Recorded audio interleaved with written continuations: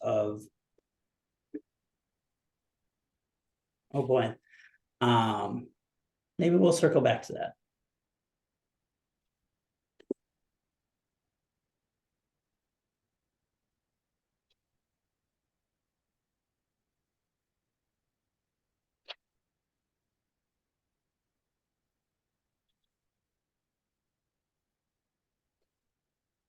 Hey, Ashley, good to see you.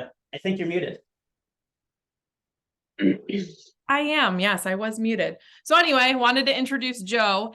Anna went to the regional rally here in Charlotte, and Joe spoke about creative marketing for luxury listings. And she was like, we have to get him on because he's fun. He's got all these different ideas. And so we were like, let's bring him on to Wednesdays. So we're excited to have you, and, want it to be people be participating. So if you have questions, put them in the chat. I'll try to ask questions as you're talking because I'm the W in the Working Genius and I have all the questions. So take it away. Yeah, I mean, so my big thing is always, how can we be actionable? How can we simplify things? And, it's going to sound terrible, but in a lot of ways, how can we not be the median? And, everybody knows what the median is as a general term. It's the average of the middle. Now, who wants to be that or hire that when you're looking at any type of professional service? Like if you told me that, hey, I want to sell you something and I am the average of the middle, how excited am I? How amazing does that sound? Am I going to jump out of my seat and run to give you my money for the average of the middle? And my answer is absolutely not. So it's where my thought process is always, let's look at how to simply see what the average of the middle is doing, and then look to the left of it and look to the right of it. We don't have to be on some extreme outlier in terms of what we're doing, but we need to differentiate in terms of what is not just cookie cutter, what is just not the standard expectation that any agent with a credit card can swipe and say they do. What can we do that is actually thoughtful, that is actually tactical, and is actually based on knowledge and process to stand out and then also get results? So that's kind of where, in everything that I do and everything that I teach, both as a coach and as a team leader, on how to approach both normal real estate, luxury, and growth and scaling. So a lot of times people are going to say, Joe, what you're talking about sounds so incredibly simple. Why is that different? And the reason is because everybody has been indoctrinated into this thought that to do real estate at a quote unquote high level and to be great at it, you need to actually do a million things. They have to be super complicated, and it has to be this just big, enormous production. It doesn't. It just has to be done right. It has to be done well, and it has to be done in a way that stands out. So yeah, let's get started, guys. Now that I've prefaced that I'm a little mean, I'm a little East Coast, and I'm definitely a lot of Boston.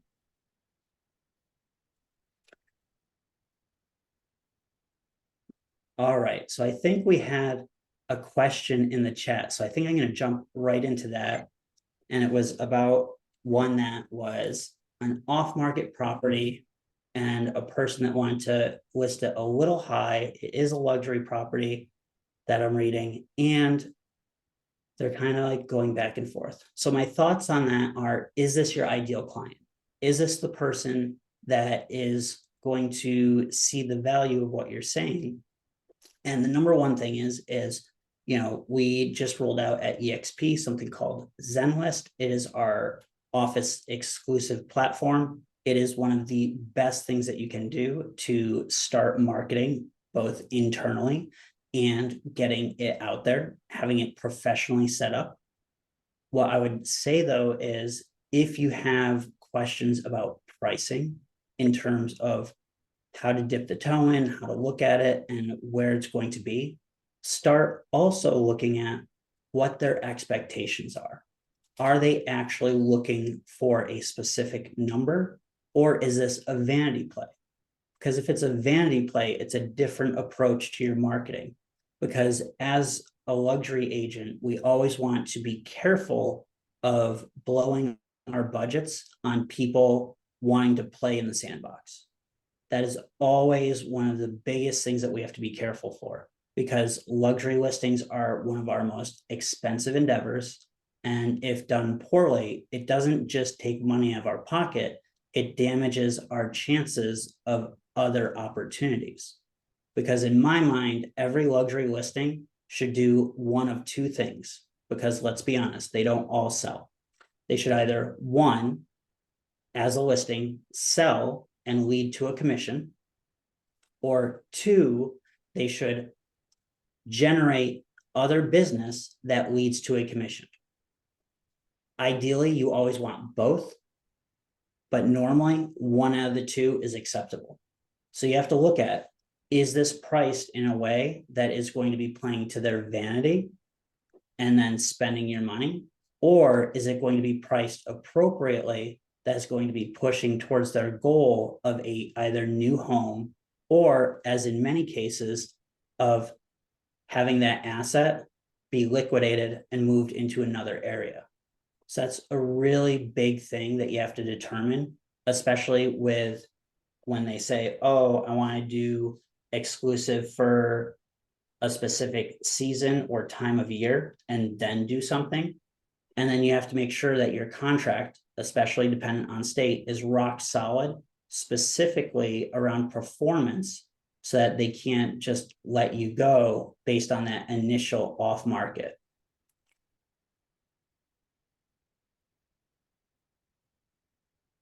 I see a lot of smiling faces. I love that early in the morning. Where else should we go today, Ashley? What are you thinking? What should we talk about? Well, I'm not sure. I wasn't at your rally. Whatever Anna said was good. Something Okay. we just did recently on one of our luxury listings, which I do a really poor job of this, but I'm getting better. I feel like I'm finally getting different pieces in, but Yep. we actually put a luxury listing under contract. It just actually closed for 1,585. So it closed 85,000 Nice. over. We listed for 1.5. Awesome. And we had to get it on the market in a few days. So it sold that basically first weekend, and we couldn't get a neighborhood open in. And the Okay. reason for the neighborhood open, like you said, was to get more listings. I didn't care. We Mhm. wanted people to come see the house. Who can we meet? Who is talking to us? So the next week we hand delivered 60 flyers to the door knocked all the doors. Normally I'd be like, okay, we had the first 30 and I'd be done, because I have no tenacity. So I never take things to fruition. So I was like, okay, we're doing this. So I printed another 30. We hit every door in there, maybe a few we missed, hit every door, talked to all the people. We had a neighborhood open. It was great. We had 30, 40 people there, whether it was couples, but probably at least 40 people. Jody's actually going on a listing appointment tonight, and it's going to be around 1.2. And they had a house that was an investment property that didn't sell with another agent that they're thinking about using her for. But now it's the follow-up game. So it's not just that initial, like, hey, we're going to do this neighborhood open. Cause I'm the first one to like, oh yeah, I'll host an open house. I have no idea where the sheet ends up. I don't really care. But it's the follow-up. So it's now we have to figure out the process for it. And I'm thinking, how can we even do this in neighborhoods? Because she just moved into another luxury neighborhood. How can she just have a party at her house, invite the neighbors, now become the neighborhood expert in luxury because she's worked in it, lives in it, renovated in it. So I think we, like you said, being creative, thinking outside the box, doing this neighborhood open, being really intentional, following up with these people, but also just doing it in your neighborhood, like wherever you're at, whether it's luxury or not. How do you invite people in and then get them to, put your name out there? Oh, I mean, honestly, that's one of my favorite things, because that's based around farming and it's simple. And a lot of people are like, oh, Joe, that, you say everything's simple. Everything can't be simple. And my response to that is, no, it is.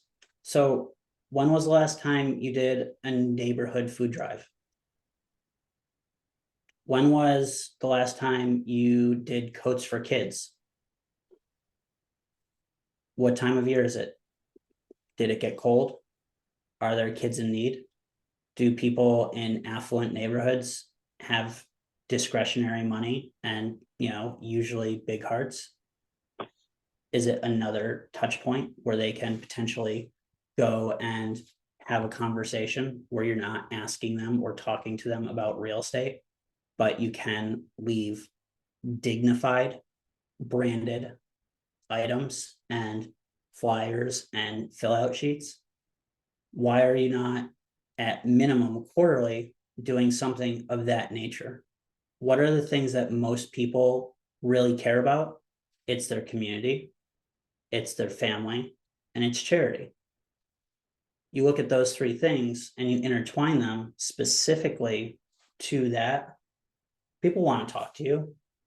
And especially if there's an HOA, it's very easy to go and find who manages that HOA and say, hey, I would love to set up an educational event at one of your next HOA meetings, and then make it actually educational. And this actually leads into one of the things that, Anna wanted me to discuss is, if you're prospecting for luxury listings, it's not about going out there and saying, hey, I'm going to do a generic buyer seminar and hoping that somebody has a luxury listing to sell that showed up for that.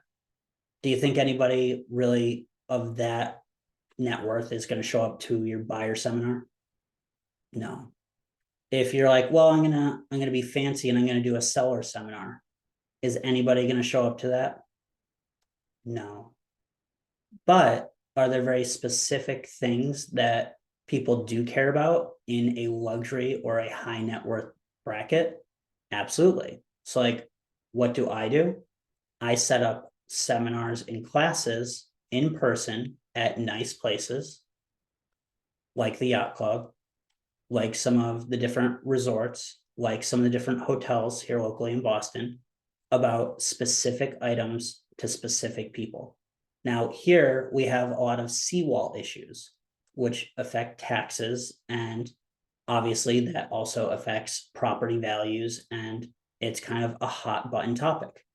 Now, do you think it's easy to see which houses specifically have those seawall issues? Yeah. Can I FedEx a nice invitation 2 weeks in advance or a month in advance to that? Yes. Does everybody open a FedEx? Absolutely. Is it a personal invitation to about 100 people about something that's specific to them? Absolutely. And that's where, again, it's simple, but you have to differentiate. You have to find the things to get in front of people that they actually care about, that are topics that are going to draw them in. The last one that I did, we invited 100 people and 65 showed up. Do you think that I got a couple connections, a couple people to talk to, and a couple potential listings from that? Absolutely. And that's the thing. It's about being not the agent that is generic and cookie cutter and just tries to cast a wide net and says, I want anyone. I want anyone and everyone that will be a quote unquote lead. I want anyone and everyone that will get caught in my net. I will talk to you no matter what. I just want business and I just want to keep going. What is it that we do? We get more specific, we get more specialized, and we have content knowledge, because being a luxury agent has nothing to do, frankly, with price point. It's about a level of service, a level of knowledge, and a level of expertise. And I see. Yeah, Brett, go ahead, ask a question. Yeah. Mm-hmm. So I want to go into the weeds for like 1 second. Okay, Sure. so I'm with Ashley where I can have the tenacity to plan this all out, but if I force myself to do it, it is not fun for me. So do you have like an assistant who makes all the invitations, sends them out, plans all this, and then you just prepare what you're presenting and show up that day? Like, what does that planning process look like for you on these? Yeah, I mean, the planning process is not that intense. I mean, honestly, it's where the assistant literally just gets not wedding invitations, but literally that level of invitation, gets them printed, has them sent to the office, and then fills them out and then gets the FedEx. And then, you know, sends them out. Is it a little bit more expensive because you're FedExing something to somebody? Absolutely. But also you have to think about how specific this is. Do you think I'm FedExing something to a listing that's going to be for $100,000? No. I mean, none of these are under 3 million. And I'm sending it out to 100. If I get one of them, it clears everything out. So, I mean, again, it goes back to simplicity. Like, you don't have to really get in the weeds. It's literally just a very nice wedding or event style invitation on a heavy cardstock that you put into a FedEx to the person. Because again, it's where, if you think about it, how much actual physical mail do you get? Not a lot. If you get a random Amazon package, though, are you immediately opening saying, I wonder what this is? Not in this time. No, I'm just kidding. Thing is, if you get a FedEx and it's a big one, I'm not saying, you know, like it's big, you do that. And then you open it because you're like, oh, who FedExed me something? And most people at that level of affluence, if something's being FedExed, it's usually some type of legal document. So it's going to actually get eyes on it. It's like the disparity between, okay, do I email someone or text them? Well, what's the open rate on email compared to a text? If I email you right now and you don't know me, are you opening it? What about if I text you?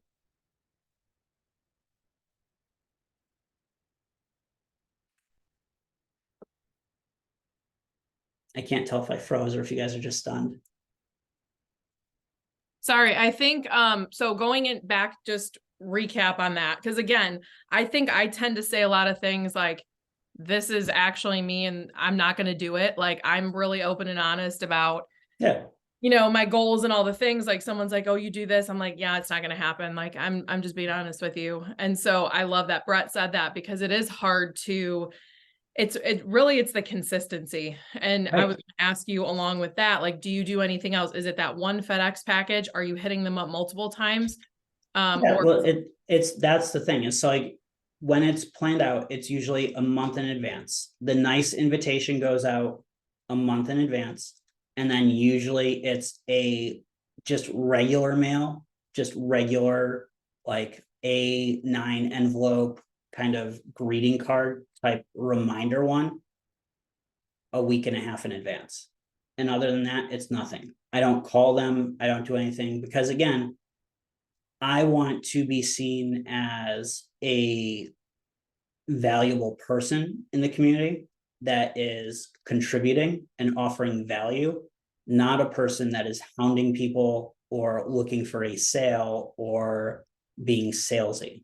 I'm a person that is coming from the perspective of I want to give because I'm here and I have expertise, not asking for the sale.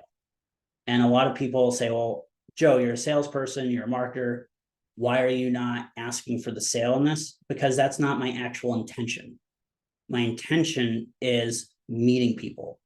No, I don't request RSVP. I literally just assume that because it is so targeted and because it is such a hot button issue with those people, that there will be attendance. Have I gotten burned a couple times? Absolutely. I'm not going to play it off like every single one has been a smashing success. But that's the thing is, even if it's not, if you get that one person, that one relationship at these price points, it's worth it. And that's the main goal, is the relationship.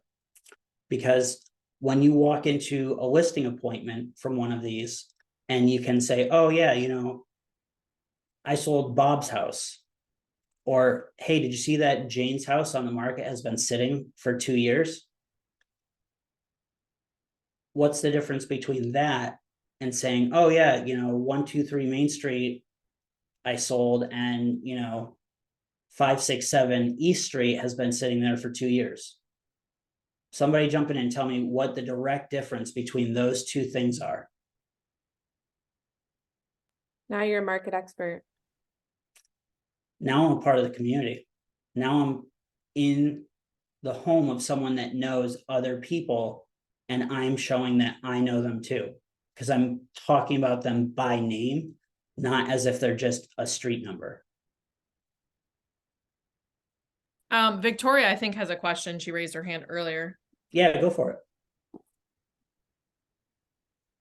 So I actually was going to ask kind of what you asked. So I feel like my branding is teed up to enter the luxury space.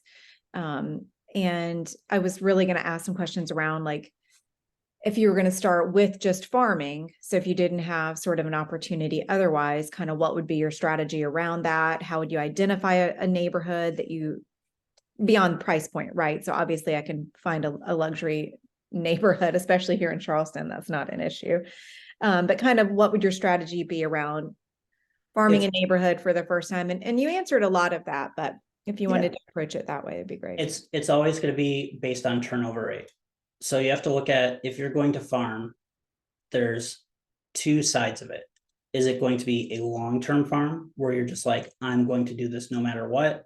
I know that if I have my actions each and every day and I have consistency and no end in sight, great, it'll work. Because here's the difference. What most people do, what most agents do, is say, okay, I'm going to try this for 90 days. And if I don't see results, I'm going to try something different. Fair statement? Great. So if I told you, I look at it and I say, I'm going to do something for 5 years. How long is 90 days out of 5 years? Not very long, right?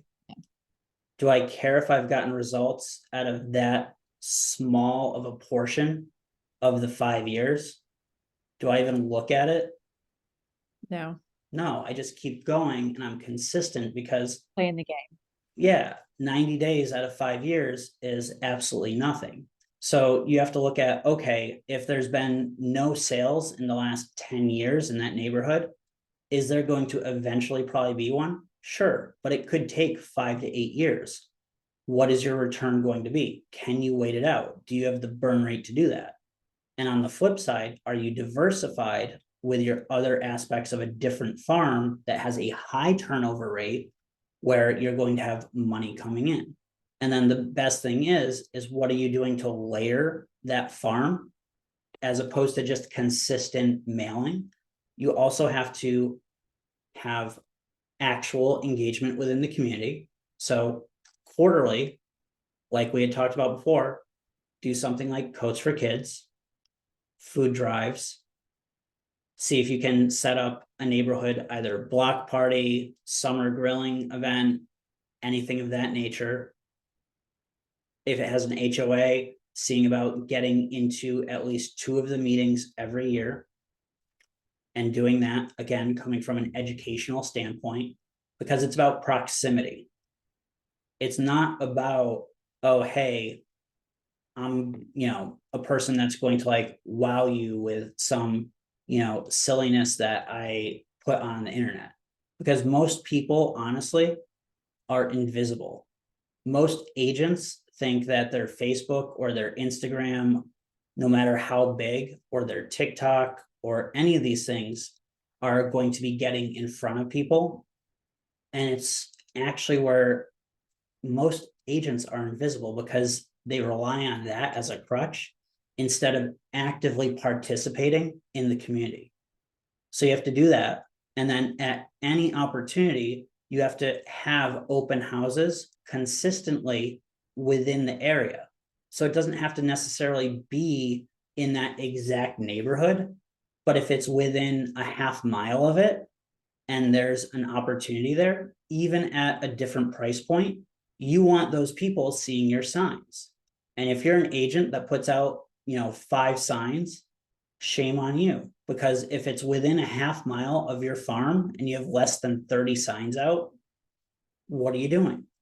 You want people to see your signs and your name, especially in proximity to your farm. Because again, it goes back to layering. They get the direct mailers.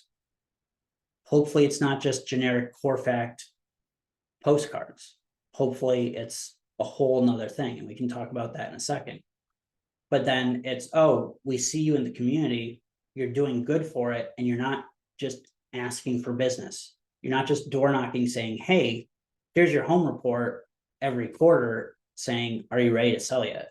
Because nobody likes that. But if you're doing things that are charitable and things that are good for the community and helpful, people always want to talk to that person. And then if you have open houses within proximity, so they're seeing you at that time, then you want to add on another fun layer. Then you start running social media ads where you've recorded a video in front of something that is specific to that farm. Whether it's a gated community, it's in front of that gate. If it's in front of a condo building, I don't know if any of you guys live in condos. Obviously, I'm in Boston. There's a lot of, buildings. But if you're in front of a building that a person lives in, talking in a video, do you think that stops the scroll on any social media? Do you think someone says, hey, wait, they're standing in front of my building. What are they talking about? But again, it's about layering. It's about not being invisible. It's about being present. And then that's when the opportunities come, because it's all of those things consistently. Now, are all those things super difficult? No, I'm sure all of you guys can do all of that in your sleep. But what is difficult is the mental fortitude to, one, wait it out, and two, be consistent with it, because it's boring. Like, being a great agent, especially a luxury agent, is boring because it's that consistent grind of same, and then layering expertise over it. Whereas the cookie cutter agents that just want to like take anybody and everybody, they're just kind of flapping around like a fish out of water. Yeah. So I had not thought of some of the community engagement ideas like food drives, coat drives outside of my own neighborhood. So that was sort of a light bulb for me. I think it's easy to think about doing those things in your own neighborhood, but to do that in someone else's, that's a simple thing that I would not have thought of. And this is a stupid question, I know, but what is the easiest way to figure out the turnover rate in a neighborhood? Like what, I mean, you just look at the sales. So you look at in the last year, how many sales there were, and then you kick that back and you do that for the last 10 years. I just didn't know if you had some sort of like little website that you went to quickly that factored it for you or something like that beyond kind of pulling MLS data. Okay. No, but that's the thing is every MLS is different. Your MLS might have something, whereas mine doesn't. So I would just look into it. Or what you do is, if you guys have title down there, ask them, hey, can I give you a specific area and you tell me the turnover rate over the last 10 years? They might be able to pull that number and crunch that data for you. Because again, it just depends on what your resources is. Like for me, in our area, we're an attorney state. We have to do it by hand. But to me, it's worth it because, okay, I know what buildings I'd prefer. It just takes a little time because how many sales are there? Okay, that's not that hard. You put in the address, put in the year, and then how many units are in that building? Okay, well, if there was 10 units out of 100, you have a 10% turnover rate.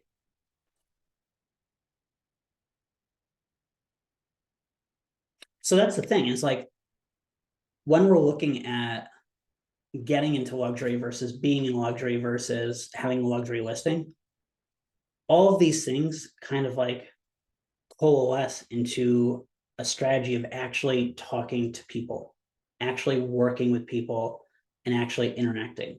How many people, like, let's be honest, are terrified of just like going out and meeting people nowadays? And if you had to do that, if I said, hey, you have to go meet 5 new people today, would just be like, oh my God, how am I going to meet 5 new people? How many people would just be sick to your stomach if I said you had to do that today?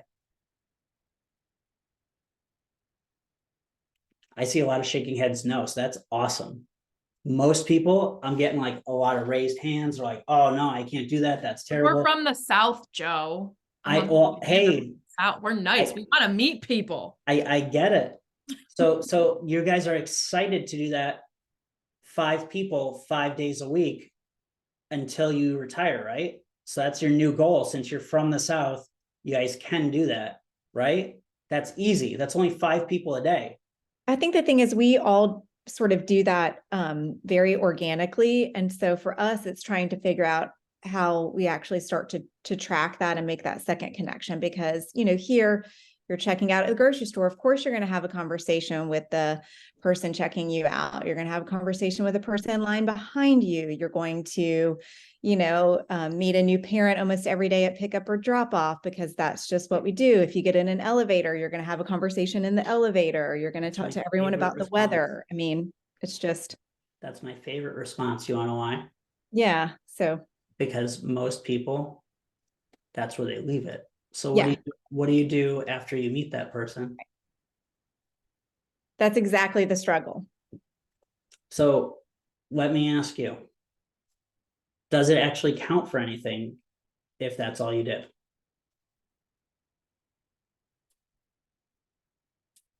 No, because you don't have their contact information. You have no way to follow up. You have no idea who they are. You may stumble across them again, but there's no system to that. There's no probability of potentially driving business based on that. Let's give an example with open houses, because that's an easy one. How many people, when they meet an unrepresented buyer at an open house, set the second appointment at the open house? Why not?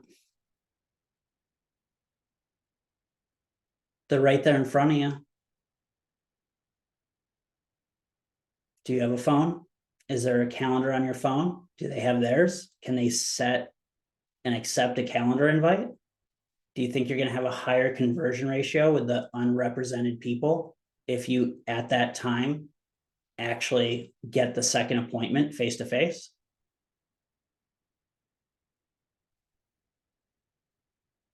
It's all in our processes and how we approach things. Like, I'll give you another example. So, oh, hold on. We have additional MLS sheets for other someone to market, and we go out and try them, see afterwards if they don't like this one. Okay, that's good.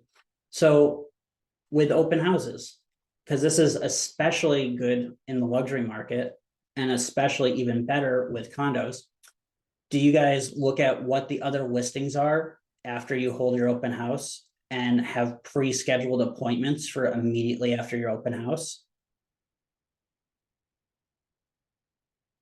Anybody? No? Because this is the best trick ever. And I shouldn't say trick, but I should say strategy. So I hold my open house from, say, 11 to 1, and I'm saying like, oh, you know, what's your feedback? You know, trying to set that second appointment like we talked about. Oh, this one just isn't for you. Oh, well, you know, there's 3 other units in this building. I actually have appointments set for all of them immediately after this. Are you doing anything? I would love to show you each of them.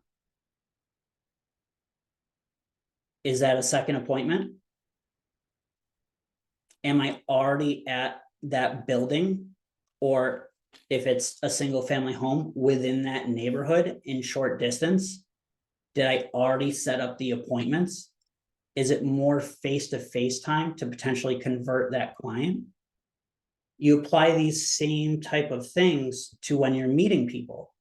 Okay, you meet that person. Why are you not setting the second appointment? Why are you not inviting them to something, not necessarily real estate related, but something that needs them to potentially interact with you, that needs them to potentially have your information and you theirs?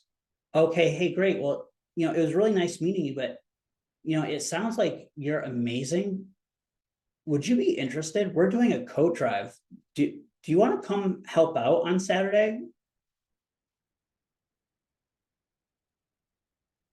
Oh, you do? You love kids, and like, even though yours are like destroying the store right now, you want to like help other ones? Awesome. Well, I'll tell you what, here, I'll send you a calendar invite right now. That way, like, you have everything on there. What's your number and your email? I'll get it to you right now.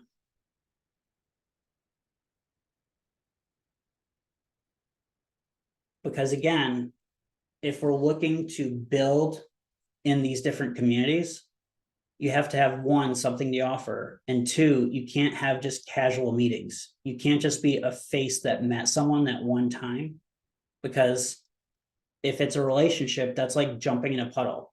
All you did was splash around a little bit and it's just going to evaporate. You need to go from that puddle to a pond, to a lake, to an ocean, because the ocean relationships, those are the ones that are going to list with you. Those are the ones that are going to buy those second properties. Those are the ones that are going to connect you with other referrals. And that's the thing too, is like, don't also look at things as just, I'm looking for listings. The other thing is, and this is what a lot of people sleep on, luxury referrals are some of the best and easiest business that you can get, especially from a time spent perspective. You make good with some of your community members and friends in that farm, and they're simply in love with you. It's where, oh, hey, guess what? They may not have something in your area, but they have a friend in San Francisco that's looking for something. Do you know another luxury agent there? Oh, you do? And you pass them on to somebody and they have a good experience. And then your friend becomes like, oh my God, your person knew the perfect person. They're amazing. Anytime we need someone, we definitely have to go to them. And what do? You train them. You train them on how to give referrals. So a little bit of a tangent, but do you guys know how to train your sphere, your past clients, and your friends, and even other agents on how to actually give referrals? Has anyone been super upset when they heard their friend say, hey, I've given someone your number, expect a call? Is that not the worst feeling? Because you sit there and you wait and you're like, this person's never going to call me. I have no actionable items. This isn't going to happen. You're just a jerk because you made me feel bad, because now I know that there's business out there that I could potentially have, but I have no way of getting. Anyone had that feeling? Cool. You want to never have that again? Cool. Well, you teach all your people that, hey, you want to what? I love helping people. And I know now might be a little bit too early, but why don't you do this? Why don't you put us on a group text? That way I can just casually say hello and introduce myself, and they can save me in their phone. Now, what does that do? One, it makes it where they have to have a real person. Two, I then have the opportunity to just very casually and nicely reply to that text in a prompt manner saying, hey, I would love to be a resource for you. I know that it's not immediate, but I'm here for you. Please do let me know if you'd like to set up a time to speak. Showing that I'm here, I'm prompt, and I'm available. They can save my contact, and oh, guess what? Now I have their number. So if I don't hear from them in a couple of weeks, guess what I can do? I can call them.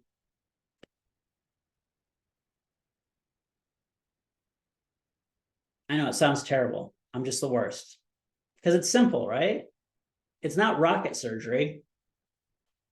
Yeah, I said rocket surgery. It's not that. But that's the thing, guys, is like, don't overcomplicate things. Don't overcomplicate it with your potential farms. Like, oh, hey, how could that referral method work when you're farming that new neighborhood of luxury homes? Well, hey, did you hit it off with one of the people at the door? Can you say, hey, well, why don't you put me on a group text with that person that you think is thinking about selling and introduce me? I would love that. See, there you go. It works because it's not something that people feel is icky, because it's an easy ask. It's not outside of the norm. It's not salesy. And that's how you have to look at everything in luxury. Don't be salesy. Be an expert, and don't be that middle of the pack, median, average agent. And also, just be better. Sometimes simple is better. I'll give you an example. I was gonna say, give us a couple other ways to, I know you've got the event, like maybe with a wealth manager or whoever or something. No wealth managers. Really? None? No. We were gonna do one of those at one of our listings and just invite past clients as far as like investing, like investing some of their equity into properties. No? Fine. I mean, who talks about doing that? We were just talking about on our team, we were gonna do. I know, but who talks about that? I don't know who talks about that. Every agent. Oh, I've never heard, until recently, I had never heard of people doing that, to be honest with you. Having Okay. wine, hanging out, talking about diversifying your equity in the house. I don't know. People like to get out and talk to other people, especially I've been finding lately. I 100% agree with that premise. Mhm. Maybe it's just, and this is where, you guys are going to hate me. Maybe the South is just catching up. I'm going to play devil's advocate a little bit. Sure. So wealth management, I feel like we have our own wealth person that we speak to already, and I don't have time to socialize. Okay. But that's kind of my whole point, is like the wealth management isn't what I suggest. Right, that's what I'm saying. And so I think it's a good thought, but maybe we can play off of it in a different direction a little bit. So I'm just kind of like brainstorming. Oh yeah, well that's why it goes back to those specific things. Like, you guys are in the South. You guys have a lot of equestrian. We Or- do. We have some equestrian people. Okay, so, and just, go with me. Are horses typically fairly expensive? Yeah, okay. And do they have a lot of events? Horse shows, different things like that? Yes. Could you not set up an event around that for those, and then have something tailored to that specific type of community? Can I ask you a question off of that? What if As you know many as you nothing want. about horses? What's that? What if you know nothing about horses? Then don't choose that. Or learn about it. That's the thing, is you have to look at this as, what are your interests? What are the things you care about? And what are things that you can be excited about and have fun? Because if it's going to be tedious and terrible and you hate it, don't do it. Like, that's the thing, is like, people understand when you're faking it. And, the thought of quote unquote being a luxury agent isn't necessarily about like, hey, I just want to have like fancy houses or things like that. It's really about like having a love of specific types of knowledge.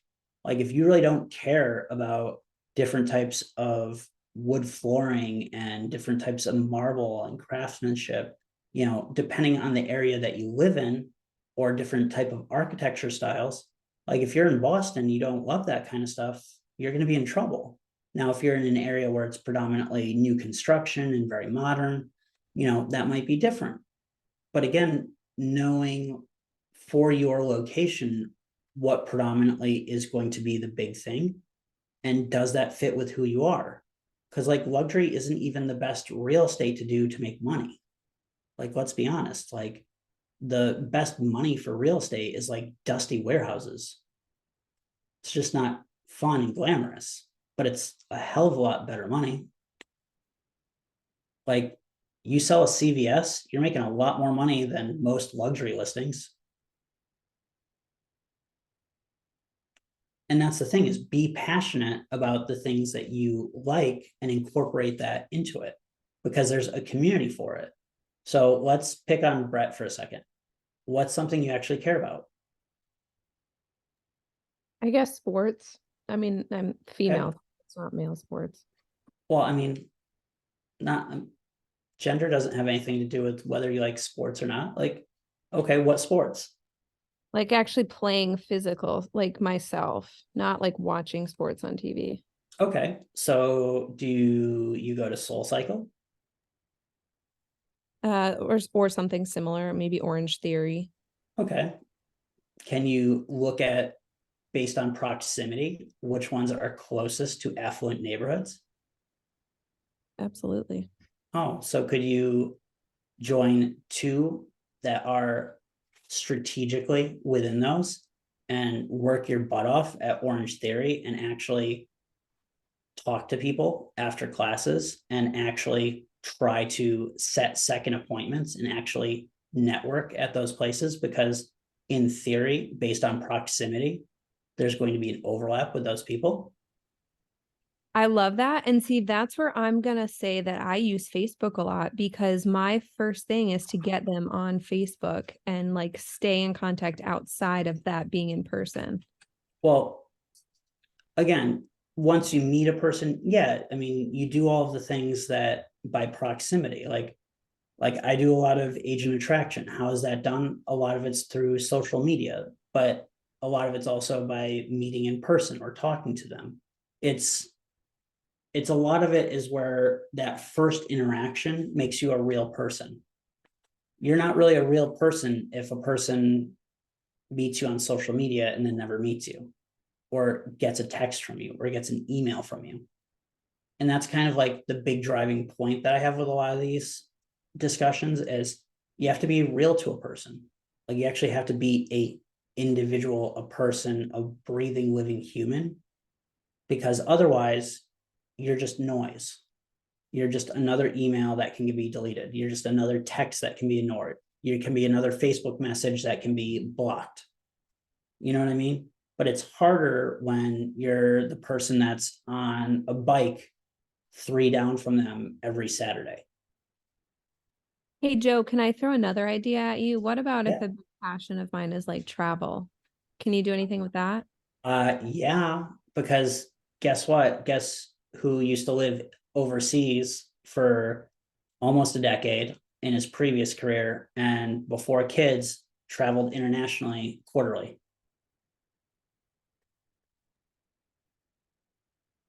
So travel is huge. Now, why is travel huge? It's relating to people. Do you think a lot of affluent people potentially are international? Yep. Do you think they enjoy talking about places they've been, or having things in common, or places that you've both been? Do you think many affluent people also travel? Again, it's finding the communities and the people and the things that you can talk about passionately to then turn that in. So can you start community within your own community about those things? Could you start a group trip overseas from people in your own community? Oh, that's fun. It is fun. Doesn't even have to be crazy. You could start with Toronto. But that's the thing. Experience-based bonding. Again, we're going back to a super simple concept. It's proximity. What have we talked about since the start of this? It's always been proximity. Getting close to a person, deepening the relationship, having commonality, not being center of the pack. Do you think the person that wants to use you is going to be seeing some like janky Instagram ad where you have like a bunch of like meme style text and you're talking shit on like interest rates? Do you think that's really going to get an affluent luxury client?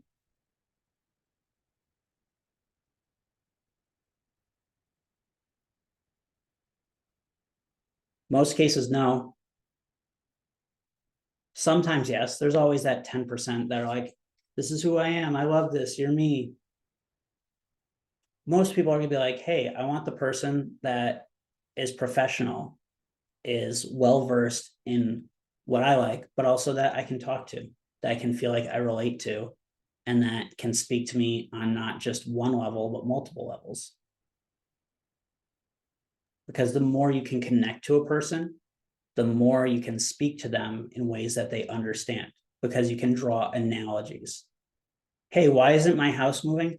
Well, hey, do you remember the last time we went to Spain and you were really frustrated because, you know, it was where everybody was taking a nap and like you were just hungry and like we couldn't get anything. And, you know, there was just no movement on anything because nothing was open. And then as soon as you got something, you got sick because it was just too much. Well, that's kind of how we are with the house. You're trying to push it while everybody's napping. And when the floodgates open, you're going to get sick because you're going to go after that first thing that you see. And it's not going to be the best thing for you. And it's going to upset you. And they'll be like, oh my God, I'm doing that again.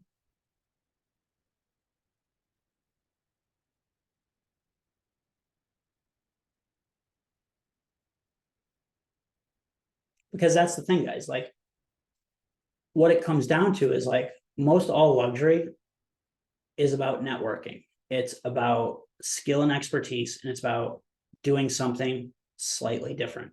So like if you guys have something that you're working on, if you want to try, like I would love to like give you input on what I do, on what I have done. Like I know Anna had a listing that was sitting, and one of the things that I, you know, was talking about when I was down in Charlotte, and what is one of my favorite things to do is when you're in that situation, invite in either community charities or community organizations to do a meeting or an event there.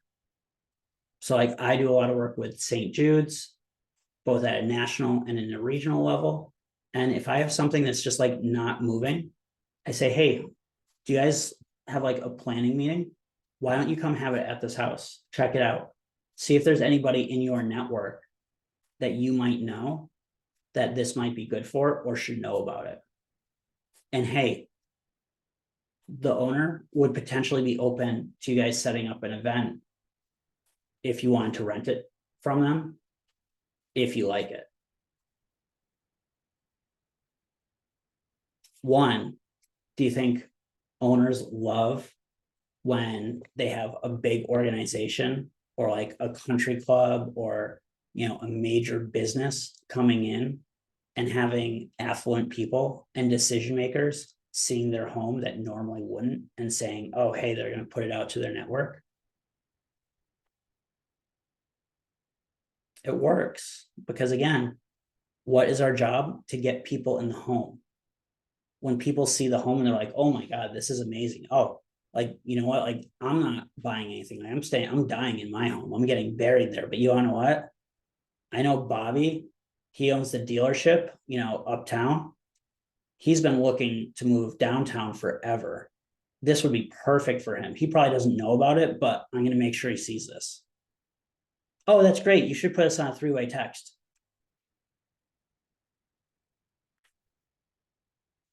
All comes together.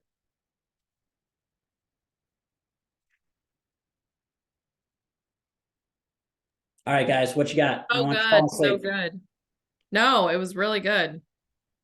Any questions for Joe before we go this morning?